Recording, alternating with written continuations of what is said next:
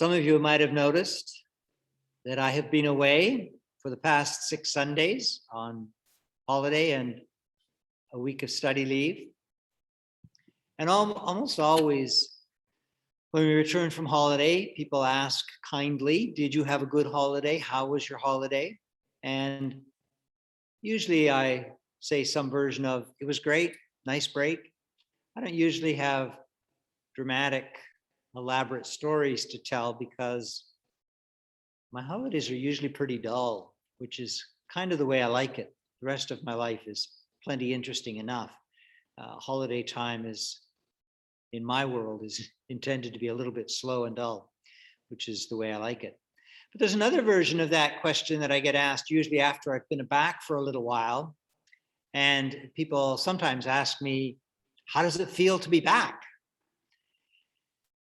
And in response to that question, I again usually say some sort of bland version of, it's great, it's good, it's fine now that I've been back a week, I've adjusted. But this year, I've been back a week, and I'm not quite sure how I respond to that question. How does it feel to be back? The reality is that we in the church, in our country, in our communities, we are not quite where I had hoped and believed back in July we might be when I returned from holiday. We are still traversing uncertainty. We are still unclear about a lot of things, certainly in the church. It's not easy still to know exactly what is the best way to be together, how it is that we can continue to try to manifest some form of community while doing everything we can to keep one another safe and to work for the well-being of the whole of our community. So I don't know how it feels to be back. It feels uncertain. It feels a bit insecure. It feels strange. It's not like coming back from holidays the way it used to be, where I kind of had some idea of what was going on. I don't know right now what is going to happen in lots of areas of life, lots of areas of church life. And it seems to me when we find ourselves in times of uncertainty, times of doubt, times when we feel perhaps a bit insecure about the way life is, that those are probably good times to sort of strip things back a little bit and try to go to the root, to the core, to the heart of what it is we think we believe, what it is we feel in our hearts that we hold to be most important. What is it that really makes our lives have some sort of sense, have some sort of meaning and purpose in them? And in Christian tradition, when we ask those kinds of questions, it's common for us, and it's a good thing for us, to look to the Bible. The Bible is the place where we believe we find words of truth, words of wisdom, and it's a tool that the Spirit can use to guide our lives and to give us a sense of direction and purpose. So to go back to the basics is to go back to the Bible. And in some ways, if you're going to really come to grips with the Bible,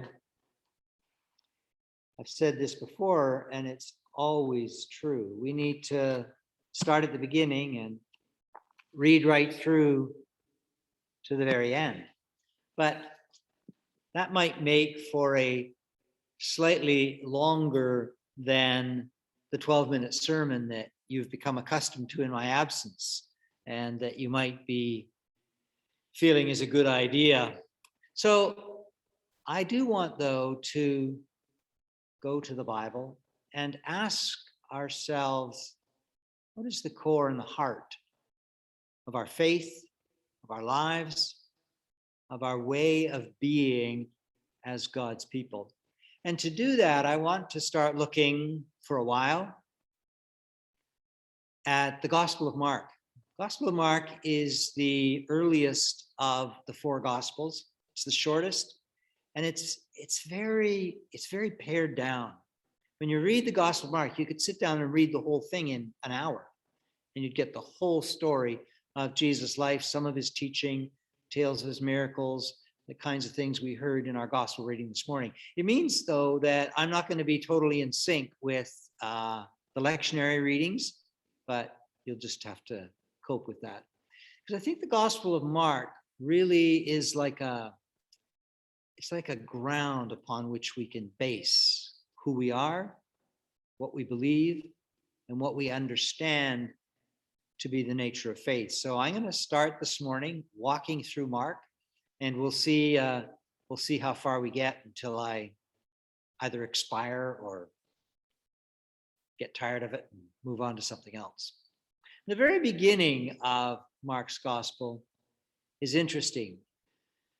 Mark has a way of writing brief sentences and precise language. He doesn't waste a lot of words. So really each word is important when you look at the Gospel of Mark. And it starts simply saying the beginning of the good news of Jesus Christ, the Son of God. Christian faith is supposed to be good news.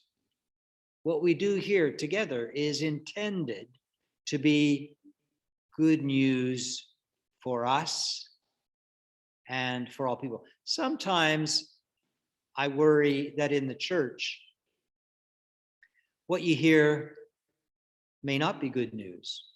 I'm not sure that, oh, phew, I get to die and go to heaven while a vast majority of the population of the world gets to die and go to hell. I'm not sure that feels like really good news, especially if I know and love and care for some of those people who may be at risk of not making the grade and finding their way to paradise.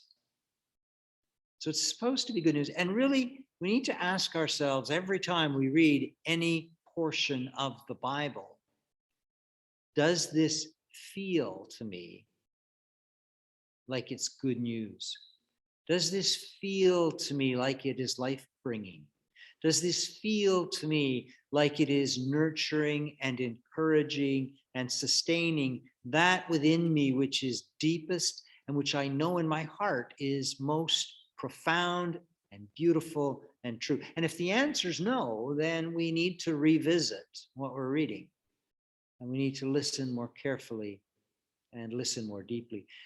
The word that is translated good news is, it's a Greek word, euangelion. It's made up of two words, which means good, and angelion, which is message. It's a good message. In English, it became gospel from the Anglo-Saxon Godspell. Godspell is a good, God spell is story. It's a good story. But it could also perhaps be a God story, a story about God, the beginning of the God story. And that's really the right place to begin. In fact, it's where the whole Bible begins. In the book of Genesis, the first two words are Reshith Elohim. Reshith means simply first, and Elohim is God. So the book begins stating simply first God. And that's, I guess, the most basic starting point. Someone sent me an article, an opinion piece from the New York Times last week. And this opinion piece was written by a woman named Tish Harrison Warren. And she was introducing what apparently is going to be a regular feature in the New York Times, in which writers discuss God. Think about that. The New York Times is going to carry a regular item on God. And the title of Tish Harrison Warren's article is Why We Need to Start Talking About God. Why we need to start talking about God. And she opens with these words. She says, each Sunday in my Anglican church in Austin, Texas, the priest leading the service takes his or her place in front of the congregation and begins by saying the opening acclamation, usually, "Blessed be God, Father, Son, and Holy Spirit." And then she goes on and says, what has surprised me since I first attended an Anglican service just over a decade ago is that we begin not with welcoming anyone in the pews, but with a direct announcement about God. It's a little jarring, even now that I am a priest. We all made an effort to get to church, or at least to get online. We all made an effort to get to church. We woke up early on a weekend, brushed our teeth, wrestled kids into car seats, masked up, and found a place to sit. But the service doesn't start by acknowledging any of that. No thanking everyone for showing up, not even a bland mention of the weather or how nice everyone looks this week. Instead, I, the priest, stand up in front of everyone and proclaim the presence of an invisible God. I love that. This service, when we gather here, even on Zoom, you know what? It's not about me. It's not even about you. It's about what Tish Harrison Warren calls that invisible presence that is at the heart of all life, that is at the center of the universe. And that's what good news is. I mean, think about it.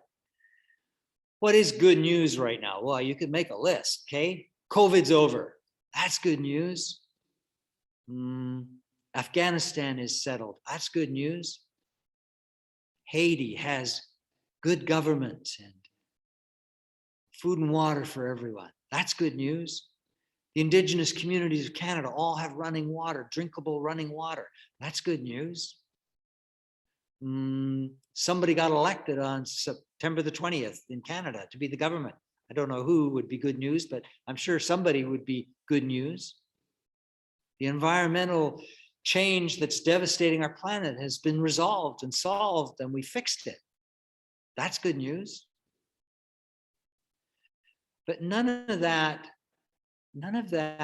is adequate good news. Because you know that when one of those gets solved, when one of those gets resolved, there'll be another to replace it. The latest hurricane, you'll be glad to know, Mr. Anthony, is called Hurricane Larry. And there'll be another one after that, devastating our continent with water, wind, storm, and disaster. Jesus is reported in John's Gospel, chapter 16, verse 33, to have said, "In this world, you will have trouble." And in Matthew's Gospel, he said, "The poor you will always have with you."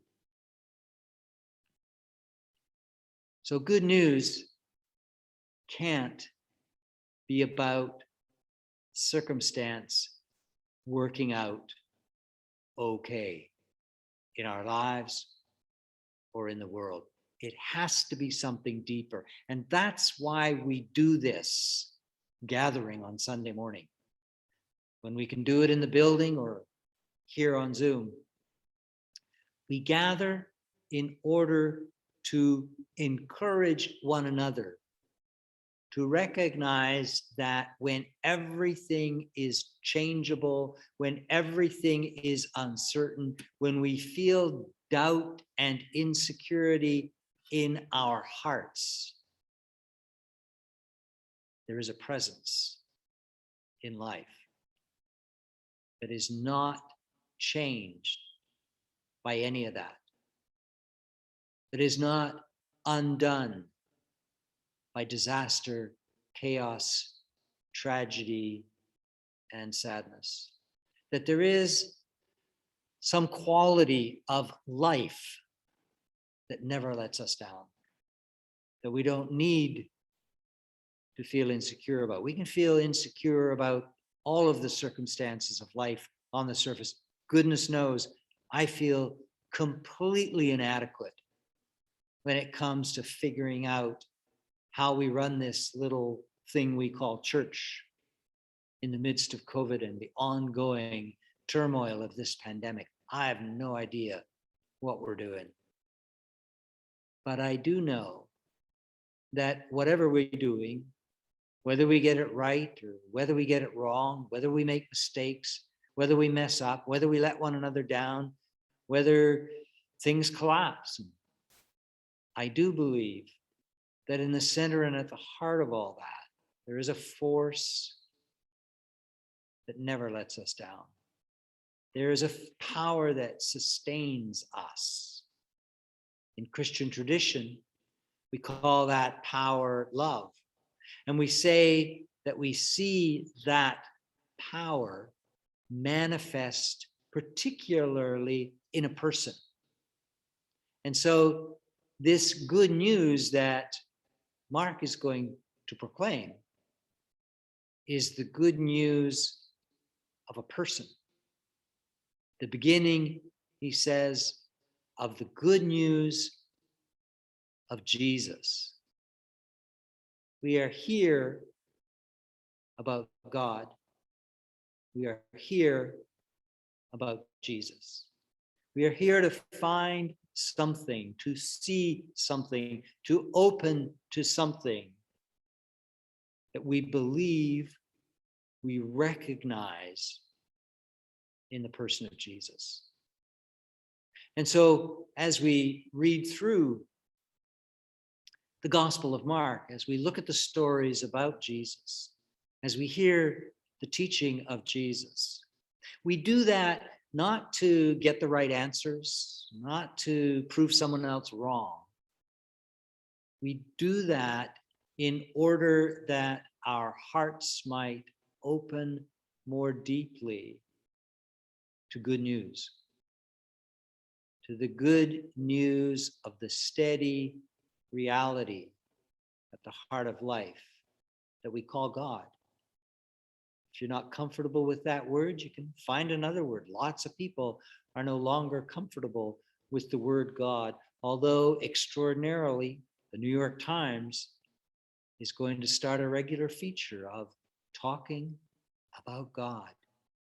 Why now? What is it about our circumstances today that have suddenly caused the New York Times to wake up? And the editorial, man, what was that meeting like of the editorial board sitting around a big table saying, you know what? We need a feature on talking about God. What is the level of insecurity and fear, of anxiety, and of sadness and tragedy that has so afflicted our highly civilized, smart, well-developed, advanced culture, that now of all times, when we can turn the lights on by asking Siri to turn the lights on, why now do we need to be talking about God? And I think it's because Siri doesn't have all the answers. Siri can do lots of things. Siri can make things happen when we tell her to. But Siri can't meet the deepest longing of our hearts for depth, truth, and beauty and life. Siri doesn't actually have good news, but I believe that we do. And we continue to gather so that our hearts might open to that good news and we might find the strength and the help in these uncertain times for which our hearts cry out. Amen.